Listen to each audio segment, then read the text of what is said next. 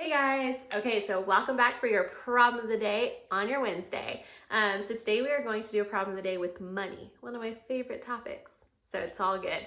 So if you haven't solved it yet, go ahead and pause the video now and come back to me when you're done. Pause. Okay, you're done, right? All right, so the first thing you should have done was draw on your window pane, which is your 4 steps. If you don't remember, this is for your question, this is for your math clues, solve box, and then your answer. So that is how you're going to identify each part of the problem. Deal? So the first thing you're supposed to do is you need to identify the question in the problem. So let's read it. Mrs. Seagrass ordered a bagel for $1.29 and a latte for $4.38. If she gave the clerk $20, how much change will she get back? Question: how much change will she get back?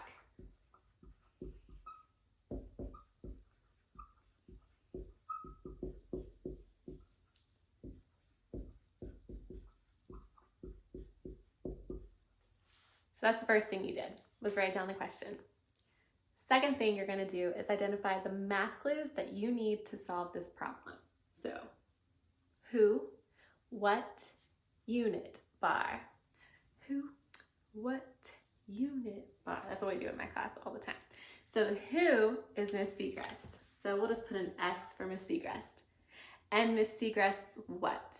Well, we're talking about her money, right? So you might have put an M for money, you might have put a C for change. So let me make this a little bigger for y'all. And so I probably put an M for money. Check. Now I'm gonna make one big unit bar. This unit bar represents $20. We know this. So anything that represents a total is gonna go at the top. So I know that this represents 20.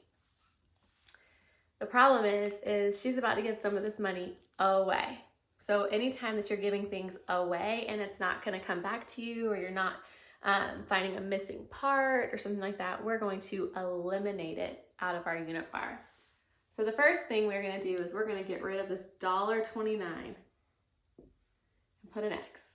I made it pretty small because it doesn't really represent a very large amount. And I put $1.29 below it. It's really small. The next thing I'm going to eliminate is a slightly larger piece, and that represents the $4.38. Now I know it's really small, so let's zoom it in. You ready? Okay, so that is your unit bar. All right, let's bring it back. All right, so let's resituate this for you. Okay, so now let's move on down to, well, let's look at the rest of the unit bar. So then what we have to figure out is what is left. What is the change that she's gonna receive? So this is the question mark, okay? Let's make that really dark. All right, let's do this. Solve box. So we're gonna start with $20, and then obviously we're gonna subtract the amount of money she spends on the bagel and subtract the amount of money she spends on the latte. Or we could just add how much she spends first and then subtract that from 20. So let's do that first. I'm gonna take $4.38 and add it to $1.29. Sometimes when you do problems with change, with decimals, people get like all crazy about it. But when I tell my kids when they see problems with decimals is just treat it like any other number with any other place value. Follows the same rules of the road, just has a decimal now. It's just farther this way. So let's just work it down the same way you would any other problem. 8 plus 9 is, yeah, you said it, 17. Carry my 10. 1 plus 3 plus 2. Yep, you're right.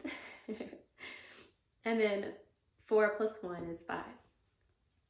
Now the rule with decimals is just line up your place value every time. That's the rule with adding and subtracting anything. So I'm just gonna put my decimal right here. Now I know some of you guys are going, I thought we didn't teach them how to carry. Well, this is game time. So let's just work with what we got. So Now you're gonna take this $5.67 and we're gonna subtract it from $20.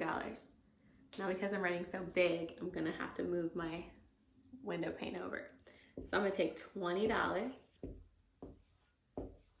and I'm gonna subtract $5.67. Okay guys, I'm about to blow your mind. I'm about to show you why subtracting across zeros is not as scary as it looks. You ready for this? Whenever you have all these zeros, I just want you to take one away from the top and one away from the bottom. Then that way, it kind of lines it up with all your nines the right way. In money though, it wouldn't be $1. It's gonna be 1 cent, 1 penny. So we're gonna take 1 penny away from 20 bucks and 1 penny away from $5.67.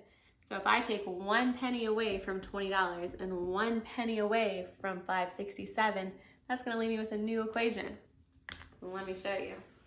Some of my kids they're watching this and going, yes, that's what I did.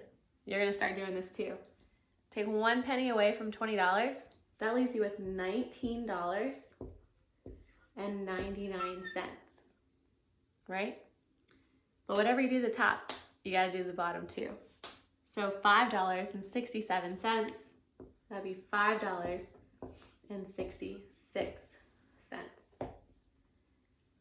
And now it's as easy as subtracting from 9. 9 minus 6 is 3. 9 minus 6 is 3. Got you so far? 9 minus 5 is 4. 1 minus nothing is 1. And then bring down that decimal. And your answer is $14.33. So the final part, if you had more room, I'm sure you did, is you come over here and you answer this question. How much change will she get back? Change the pronoun back to Mrs. Segrest. Mrs. Segrest will get $14.33 back.